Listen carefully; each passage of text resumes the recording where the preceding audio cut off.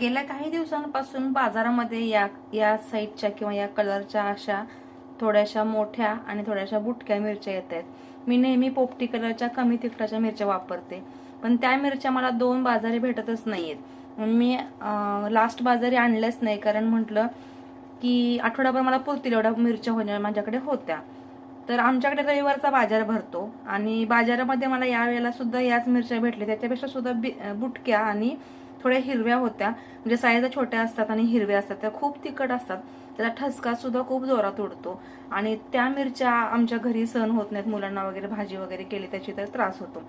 So मला नाईलाज असतो, पोपटी मिरच्या मिळाल्या नाहीत म्हणून या मिरच्या आणाव्या लागलेल्या आहेत। सो याचा मला खरडा सुद्धा करायचा आहे, म्हणजे मिरचीचा ठेचा। आमच्याकडे त्याला कोल्हापुरी भाषेमध्ये खरडा म्हणतात।